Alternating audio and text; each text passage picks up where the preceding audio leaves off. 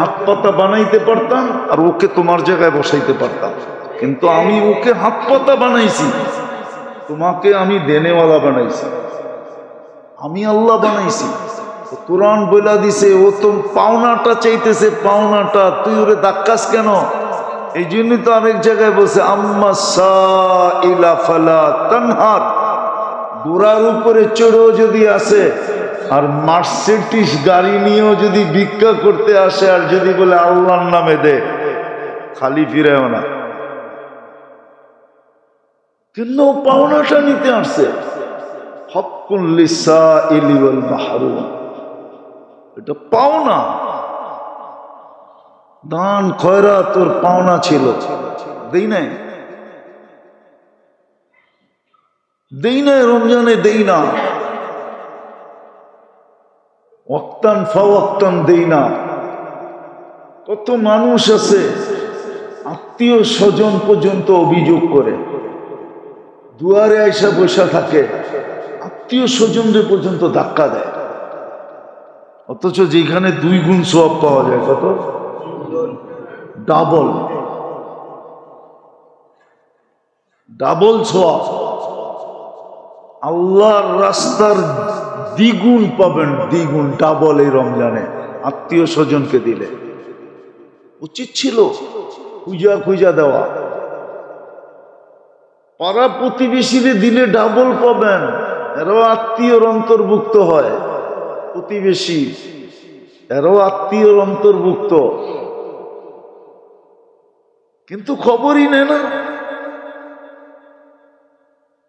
খবরই নেয় না। একটা কথা বলতেছি, বর্তমান মানুষ 2 আগুনে জ্বলতেছে। কয় আগুনে? কয় আগুনে? 2 না, আরো একটু বেশি। সারা মানুষ জ্বলতেছে এই কয়টা আগুনে: হিংসা, বিদ্বেষ, হিংসা, বিদ্বেষ, লোভ, লালসা, ঠিক না? পঞ্চম আরেকটা আছে, সবচেয়ে বেশি বর্তমানে ভুগতেছি আমরা, মানুষের চোখের কারণে। যদি ধনীরা আদায় করতো এটা, তাইলে কোনোদিন হিংসা বিদ্বেষ দুনিয়াতে হতো না। ধনীরা যদি পাই পাই হিসাব করে করত, পাই পাই হিসাব করে দিত, দান সৎকা যদি গরিবের হক মনে করে দান করতে থাকতো, তাহলে কোনোদিন দুনিয়াতে এত লোভ, লালসা, হিংসা, বিদ্বেষ তৈরি হতো না, এত চক্ষু লাগতো না। দুনিয়ায় 70% রোগ চোখের কারণে। কেননা আপনার বাড়ির ঘ্রাণ বহুত মানুষের দিল জ্বালায়, তখন ওই চোখের রে যায় আপনার বাড়ির উপরে পড়ে, ওটার থেকে আপনার রুগী হন। খাওয়ার ভিতরে যায় পড়ে, ওই খানা খান, তারপরে ফুড পয়জন হয়, তারপরে যায় স্কোয়ারে 5 বান্ডেল দিয়ে আন। এক রাত বান্ডেল কয়টা? কয়টা? আমি কম কইলাম, বেশি কই নাই। হ্যাঁ, অ্যাপোলোতে গেলে তো হয়তো 10টাও হইতে পারতো, আরো বেশি হইতে পারতো, ঠিক না? দিয়ে আসছে, রেজাল্ট কি বেরিয়েছে? ফুড পয়জন, আর কিছু নাই, চিন্তা করেন না, পাইজান। অথচ 500 টাকা খরচ করলেই হইতো, বা 5000 টাকা খরচ করলেই হইতো প্রতিবেশীর জন্য, তাইলে প্রতিবেশীর চোখ পড়তো না, নজর লাগতো না, খানার ভিতরে যে পড়তো না, আর আপনার খায়া ফুড পয়জন হইতো না। আমার কথা মানেন, মানবেন তো না? তাইলে ফুড পয়জন হইতো না আপনার। তো ধনীরা আছে, কিতাবে আছে দুনিয়ার অবস্থা। ধনীরা যখন বখিল হয়, তো দুনিয়ার অবস্থা কি হয় এটা কিতাবে আছে। কোনো একদিন মনে হইলে শোনা মনে, কোনো একদিন যদি মনে ওঠে, আর যদি আল্লাহ এইখানে রিজিক রাখে, এলে কোনো একদিন শোনা মনে যে ধনী যখন বখিল হয় এটার প্রভাব দুনিয়ার উপরে কি পড়ে, এটা কিতাবে লেখা আছে। কতটুকু প্রভাব পড়ে দুনিয়ার উপরে, সমাজের উপরে কতটুকু প্রভাব পড়ে, তখন সমাজ কি হয়, কিরকম হয়, সমাজের চিত্র কিরকম হয়, সমাজের ছবি কিরকম হয়, সমাজের মানুষগুলা কিরকম হয়, আজকে বলা সম্ভব না। এতটুকুই বললাম যতটুকু বললাম।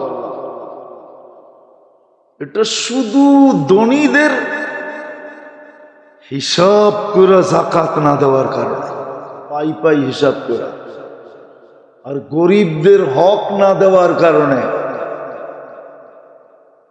ভিক্ষুকের গরিবের হক না দেওয়ার কারণে। আল্লাহ গরিবের হক রাখছে আপনার কাছে আমার কাছে, হক্কুন লিসাইলি ওয়াল মাহরুম। আল্লাহ বলে আমি তো ওকে সুয়ালকারী বানাইছি, আমি তো ওকে বঞ্চিত বানাইছি। এলে ইচ্ছা করলে তোমাকে এই জায়গায় না ওইখানে দিতে পারতাম। কিতাবে সত্য কাহিনী আছে, সত্য কাহিনী,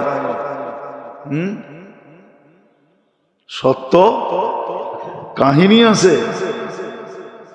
কোন অনারব লেখলে আমি বলতাম না, আরবরা লেখলে কাহিনী বড় চিন্তা ভাবনা করে লেখে, এই জন্য আরবদের কিতাবে লেখা আছে কাহিনী, আরবদের কিতাবে লেখা আছে, আরবদের কিতাবে লেখা আছে, আরবদের কিতাবে লেখা আছে। এক মহিলার নাকি প্রথম বিয়ে হয়েছে, প্রথম বিয়ে। তো একদিন স্বামীর সাথে খাইতে বসছে, তো ভিক্ষুক আসছে যে ক্ষুধার্ত কিছু দাও। তো মহিলা বলছে কিছু দিয়ে আসবো। তো বেটায় ভিক্ষুকরে ধাক্কা দিয়া বাহির করে দিছে। তো কয়েকদিন পরে ওই যেই প্রথম বিয়ে যেখানে বড় মালদার ছিল, কয়েকদিন পরে গরিব হয়ে গেছে। আর প্রবাদ বাক্যতে এটাই সত্য, ভালোবাসা দারিদ্রতা যখন দরজা দিয়ে ঢোকে, ভালোবাসা জানলা দিয়ে পালিয়ে যায়, ঠিক না? তো প্রথম স্ত্রী আর কয়দিন থাকবে, এর থেকে তালাক নিয়ে চলে আসছে।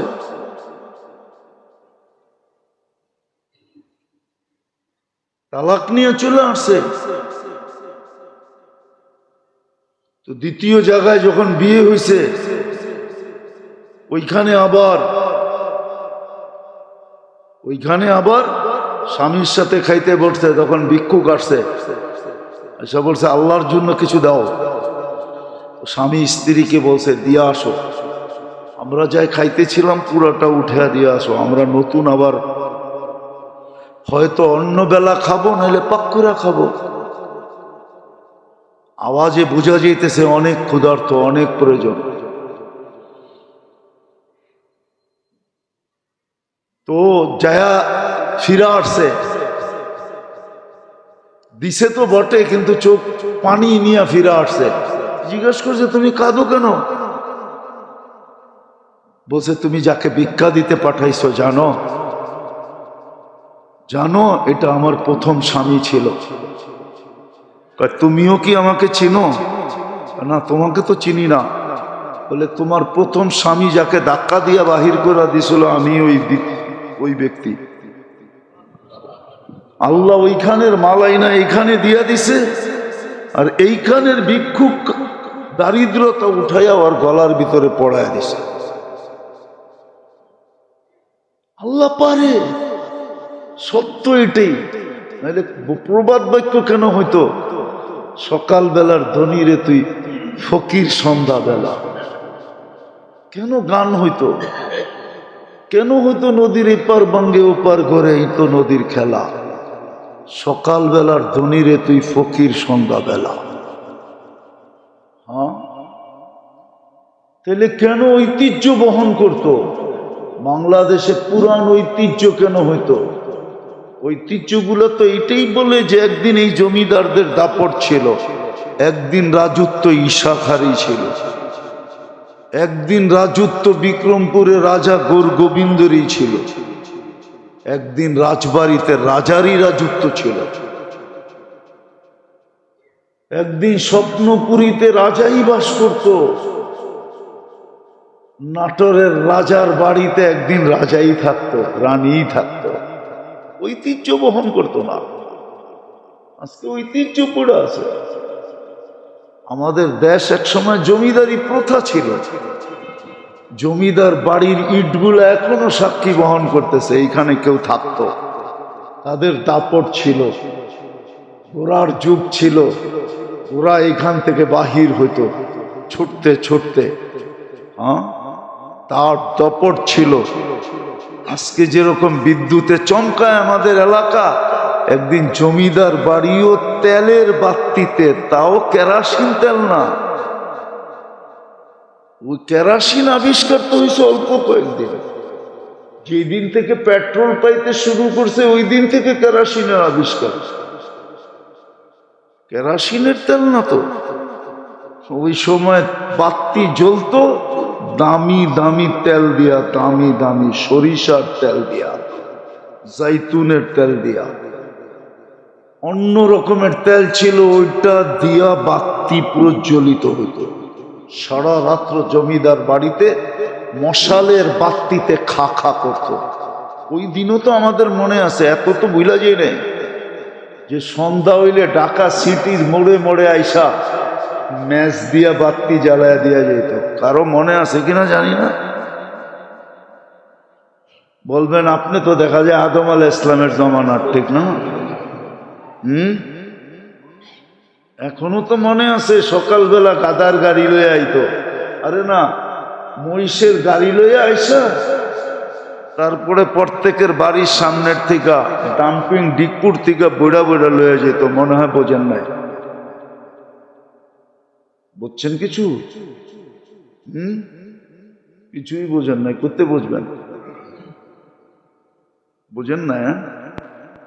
সুইপাররা গাদা মহিষের গাড়ি নিয়ে আইতো, গরুর গাড়ি নিয়ে আইতো, ঠিক না? দেখেন না আপনি? ওই যে আপনারা মাদ্রাসা বানাইছেন, এটি তো ছিল, এটা এরকম প্রত্যেক এলাকায় ছিল। কাঁচা বাথরুম ছিল, কাঁচা, কি কমু রোজার দিন ভাঙ্গা। তো কেরাসিনের বাতি না, ওই জমিদার বাড়িগুলো এখন ইট খাঁ খাঁ করে। তো যেটা বুঝাইতেছিলাম, রমজান আসছিল হাজারো বৎসরের জিন্দেগি নিয়ে, বন্দেগি নিয়া, ইবাদত নিয়া, সবকিছু নিয়ে আসছিল। কতটুকু উপকৃত হলাম, কতটুক দান করলাম, কতটুক খয়রাত করলাম,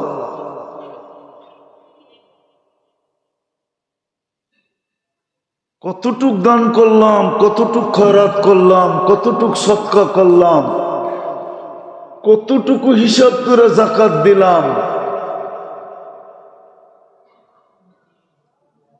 দ্বিতীয় সামনে আসতেছে সদকা, সদকায় ফিতর দেওয়া উচিত আগে, কেননা এটা গরিবদের জন্য আল্লাহ রসুল নির্ধারণ করছেন। আল্লাহ রসুল ফরজ গরিবদের জন্য, রোজার পূর্ণতার জন্য ফিতর, রোজার পূর্ণতার জন্য ফিতর, যেন রোজা পরিপূর্ণ হয়। রোজার কমি খামি যদি থাকে তাইলে এটা ফিতরার দ্বারা পূর্ণ হয়ে যাবে।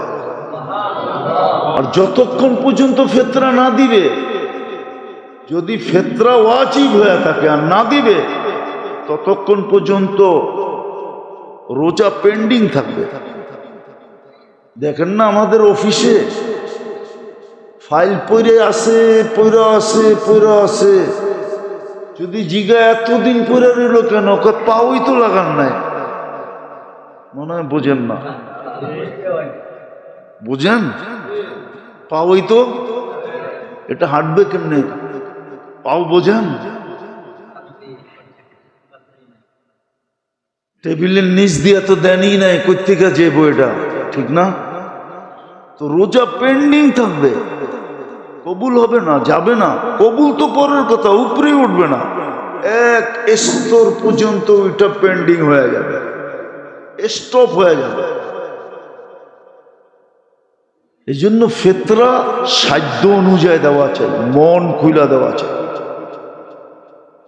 আপনাকে যতটুকু সমর্থ দিছে আল্লাহ। আর আজকাল তো আগের মতো নাই যে এক ঘরের টি বাহির হইলি মহল্লা বইরা যেত, মিছিল হইত। আগে ছিল। আপনাকে বেশি দূরে যেতে হইব না, যাবেন, আমি আপনার ঘরে পাঠায় দিই বরিশাল, যে জিজ্ঞাসা করবেন মাস্টার সাহেবের বাড়ি কোনটা, ওনার 21 জন সন্তান। কয়জন? কয়জন? কয়জন? জিগান বরিশাল যান,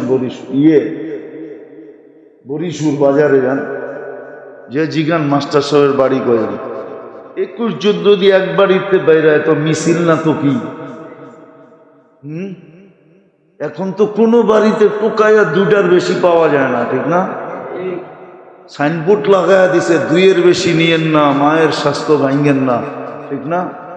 কি ঠিক না? তো স্বাস্থ্য ভাঙে না, কি হয়? কি কে জানি কি কইল? হ্যাঁ, স্বাস্থ্য ভাঙে না, স্বাস্থ্য অকেজো হয়। কি হয়? বেশি মোটা হয় তো অকেজো, ওটা তো অকেজো। তো এখন তো 2-এর বেশি নাই কারো বাড়িতে, আছে নাকি? কারো তো নাই। কি বেশি বড় লোক যারা, ওদের দেখবেন অধিকাংশের, বেশি বড় লোক, বেশি পদস্থ, অধিকাংশের দেখবেন নাই। কি যদি বাড়িতে 2-একটা দেখেন, ওইটাও করতে জানি আনছে, ওর না। আমি কি দেখামো 2-4টা? না না, মিডিয়ায় কথা চলে যাবে, নাহলে দেখায় দিতে পারি, নাম সহ দেখায় দিতে পারি, এটা ইম্পোর্টেড, নিজের না। নাই, আল্লাহ দেই নাই, আল্লাহ দেই নাই, দেই নাই। এখন তো কম। পনিরের জাকাত আর কত? 2800 টাকা, নাইলে 2900, নাইলে 3000, 3-4 12,000। এক ফ্যামিলির 4 জনের ফ্যামিলি হলে 12,000 টাকা জাকাত দিতে। এত দিলে লাগে কেন? দিছে কে? আরে দিয়া খুশি হন না যে আল্লাহ আমাকে দেওয়ার তৌফিক দিছে, আমার হাতটা উপরে, খুশি হন, দেখবেন আল্লাহ খুশি হয়ে যাবে। বিদেশের জায়গায় চলে আসছি, আসেন ভাবি 1000 বছরের সবকিছু নিয়ে যে রমজান আসলো, আমি কতটুকু একে দিতে পারলাম, নিতে পারলাম। বলবেন আজকে তো 27 চলে গেল, 2 দিন আছে, এখনো কেস জিতার সুযোগ আমার হাতে আছে। বলবেন এখন জিতবো কি করে? বলে প্রবাদ বাক্য আছে, কান্না দিয়া কেস জিতা। কান্না দিয়া। মহিলা দেখবেন যখন জিততে না পারে তখন কি করে? কি এই জন্যই মনে হয় প্রবাদ বাক্য আছে যে কান্দা তো জিতা লাইলা। কান্না দিয়ে কি গেছে? জিতা যায়, ঠিক না? শেষমেশ কি করে? হাউমাউ করে কান্না শুরু করে। বাস আপনি টে আপনি টে বোঝেন? মনে হয় বোঝেন না, ঢাকায় শব্দ তো একবারে কবির শব্দ, এই জন্য বুঝবেন না। আপনি কান্না দেখতে দেরি, ধরাশায়ী হইতে দেরি হন নাই, ঠিক না? এখন উল্টা আপনি আরো সান্ত্বনা দিতেছেন, আরে আমি তো এমনি কইছিলাম, কান্দো না, এই না, এই না, ঠিক না?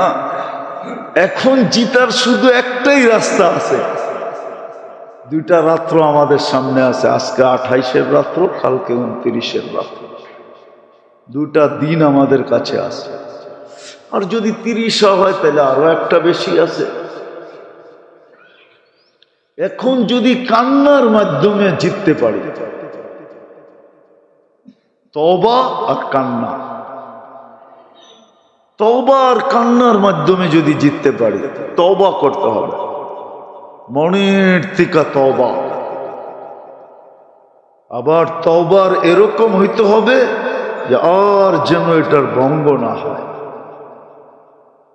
ভুলে হয়ে গেল ওটা ভিন্ন কথা। মনের থেকে তওবা করা আর চোখের পানি ঝরা। যদি কান্নার মতো কাঁদতে পারি, বলবেন পানি তো আসে না, কি করব? চেষ্টা তো করে দেখছি, পানি তো আসে না। পানি তো আসে না, তাইলে মিটপুর তো বন্ধ হয়ে গেছে, ঠিক না?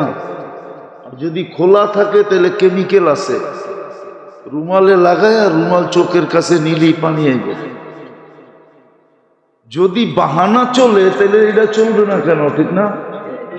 আল্লাহর কাছে যদি অভিনয় চলে, তো আবু বকর সিদ্দিক রাদিয়াল্লাহু তাআলা জিজ্ঞাসা করছে, ইয়া রাসূলুল্লাহ, পানি না আসলে কি করব? আল্লাহর রাসূল বলছে, অভিনয় করো, কান্নার অভিনয়, এটাও আল্লাহ কবুল করবে।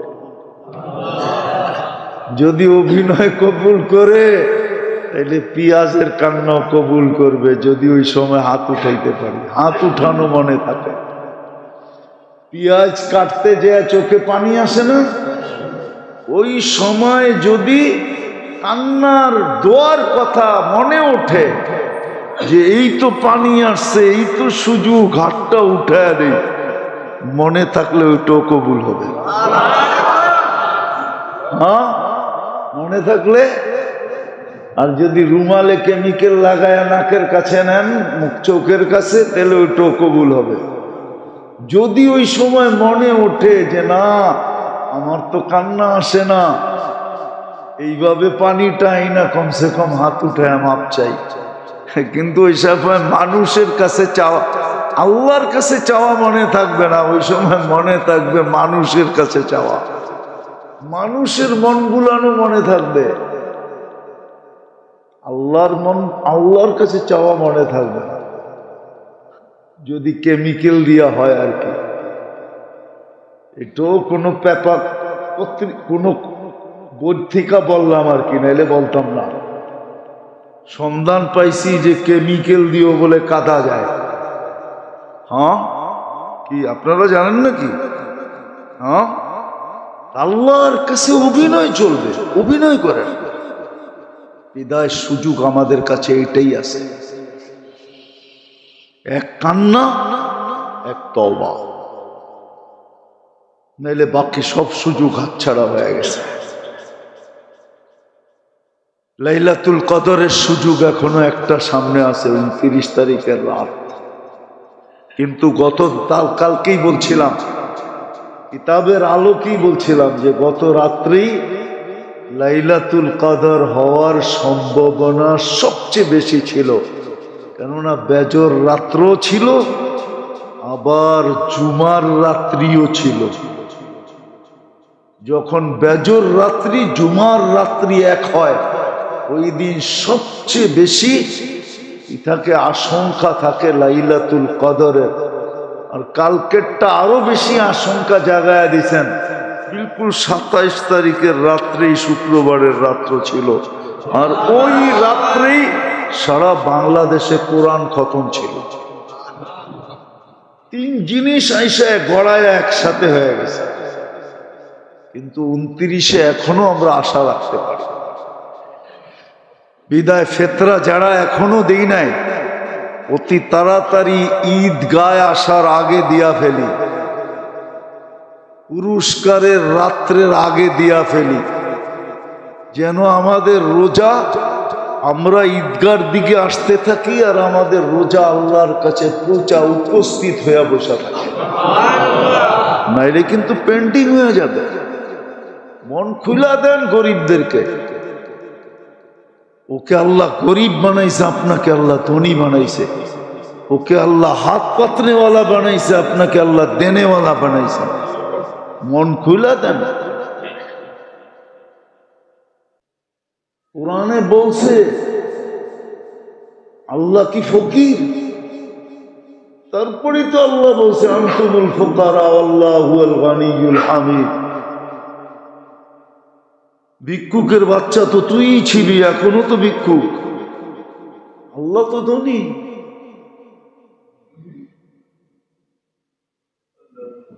মানুষ তো অকৃতজ্ঞ।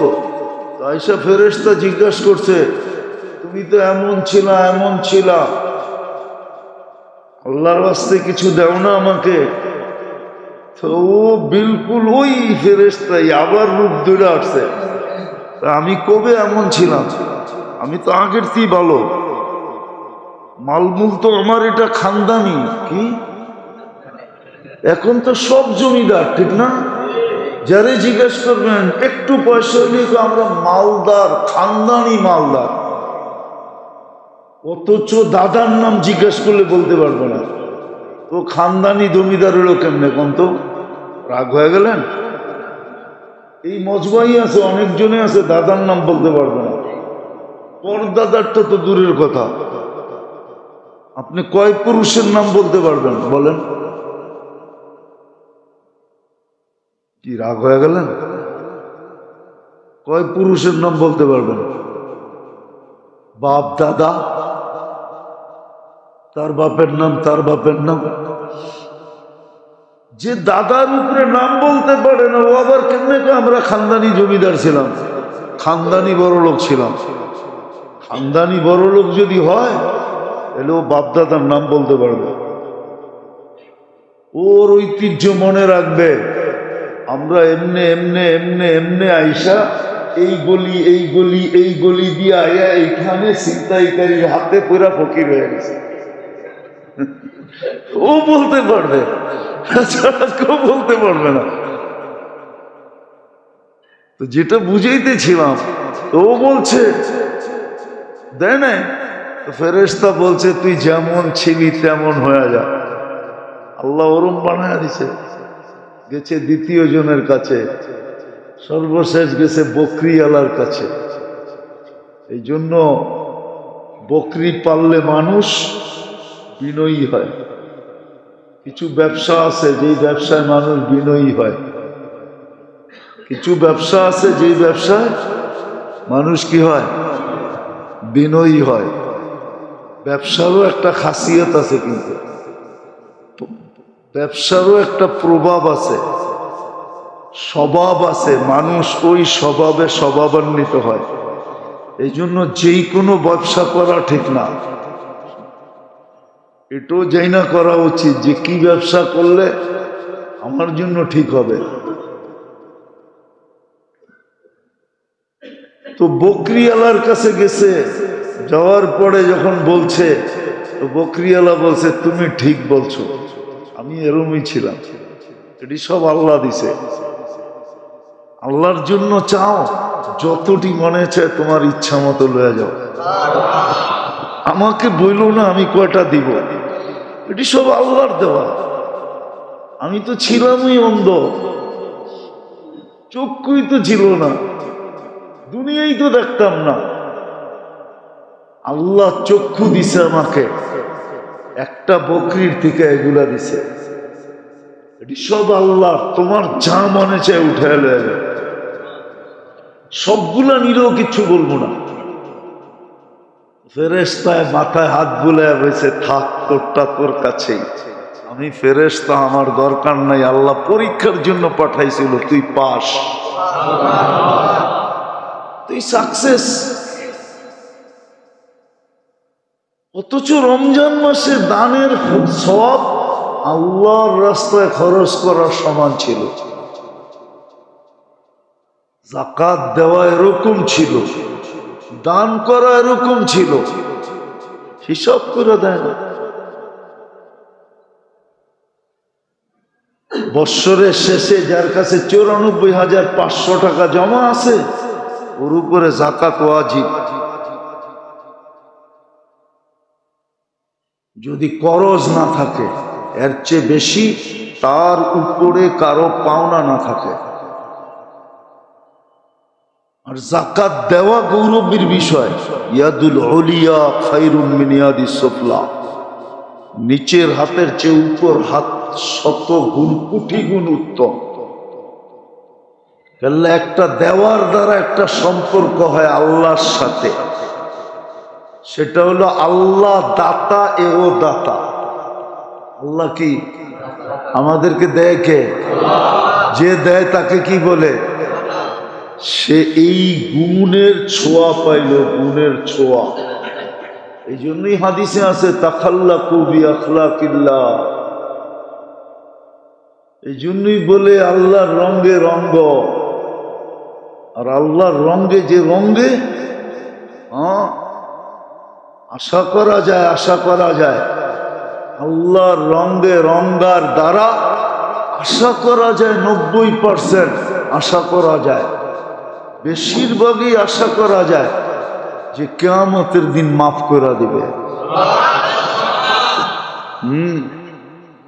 এই জন্য জজের নাম আর আসামির নাম যদি এক হয় না, জজ অর্ধেক ঠান্ডা এমনি হয়ে যায়, অর্ধেক ঠান্ডা আল্লাহর রঙে রঙিন হইলে। কিন্তু আফসোস তো এটি, আসলো তো রমজান, কয়জন দিল যাকাত? হ্যাঁ, দুনিয়াতে তো মাল খাবে লোকে আর আমাকে খাবে পোকে, আর কিয়ামতের দিন দাগানো আমাকেই হবে, আর কাউকে দাগানো হবে না। কোরআনে আছে, হাদিসে আছে। এই মালকে রূপ দেওয়া হবে, জাহান্নামের থেকে গরম করা হবে। কেন? এটা সোনা রূপা। টাকাটা কি সোনা? কারণ টাকার পিছে লেখা আছে চাহিদা মাত্র ইহার বাহককে দিতে বাধ্য থাকিবে। টাকা কারেন্সি হয় সোনা রূপার ভিত্তিতে। কিয়ামতের দিন আসল রূপ দিবে, ওটা জাহান্নাম থেকে গরম করে ছ্যাক দিবে, ছ্যাক কপালে দিবে, পিঠে দিবে, শরীরে ফেরেশতারা ছ্যাক দিতে থাকবে আর বলবে হাদা কানজুক, এটাই তোর ওই মাল যেটা লোকে খাইছে, কিন্তু ছ্যাক তোমাকে খাইতে হবে। আবার ডাকায় ছ্যাক মনে করেন না যে আমারে ছ্যাক দিছে, ছ্যাকা দিবে, ছ্যাকা আমাকে ভোগ করতে হবে। যদিও পয়সা লোকে খাইছে, আর সত্য এটা, যাকাত যারা না দেয় ওদেরকে আল্লাহ ভোগ করতে দেন না। মানুষ মুসলমান বেশিরভাগ টাকা আল্লাহরা রুগী কেন জানেন? পাই পাই হিসাব করে যাকাত দেয় না। এই জন্য ওকে আল্লাহ ভোগ করতে দিতেছে না। মিষ্টি খাইতে পারে না, গরুর গোস্ত খাইতে পারে না, চর্বি খাইতে পারে না, ঘি খাইতে পারে না, এটা খাইতে পারে না, ওইটা খাইতে পারে না।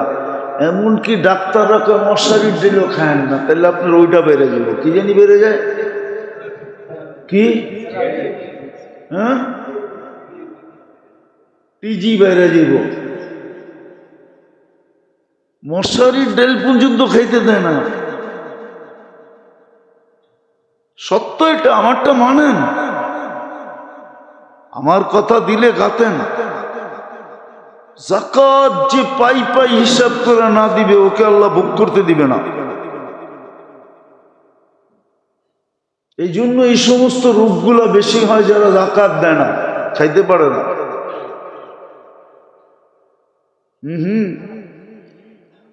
এই জন্য ডায়াবেটিস হইলে ডাক্তাররা হাসে আর বলে, প্রথম যেদিন ডায়াবেটিস ধরা পড়ে ওই দিন ডাক্তার হাসে আর বলে বড়লোক হয়ে গেছেন মনে হয়। জিজ্ঞাসা করেন আপনি, প্রথম যেদিন ডায়াবেটিস আপনার চিহ্নিত হবে ওই দিন ডাক্তার যদি আপনার লোকে ফ্রি হয় তো হাসতে হাসতে বলে দিবে বড়লোক হয়ে গেছেন মনে হয়। নাইলেই বড়লোকই রোগ আপনার হলো কেন ওই জিজ্ঞাসা করেন, ফার্মেসি আলাদা করে জিজ্ঞাসা করেন, কোনো ডাক্তার লুকাইতো থাকলে ওরে জিজ্ঞাসা করেন। ঠিকই আমারটা একমত হবে। যাকাত যে পাই পাই না দিবে ওরে আল্লাহ ভোগ করতে দিবে না, ওরে বেশি দিন শান্তিতে থাকতে দিবে না। এটাই সত্য। কামাবে, খাইতে দিবে না, বানাবে, বেশি দিন থাকতে দিবে না, জমাবে, ভোগ করতে দিবে না। ওর টাকা দিয়ে আরেকজনে ফুটানি করবে, ফুটানি বোঝেন তো? ওর টাকা দিয়ে আরেকজন ফুটানি করবে, ও তো জাকাত পাই পাই হিসাব করে দেয় নাই। ঠিক এরকম দান সৎকা খয়রাত যারা করে না, আল্লাহ কোরআনে বলে দিছে,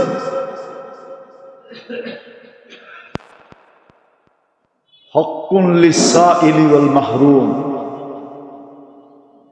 তোমার পাও না, যে তোমার কাছে হাত পাচ্ছে ও তোমার কাছে পাও না, পাবে বিদায় হাত পাচ্ছে। আমি তোমাকে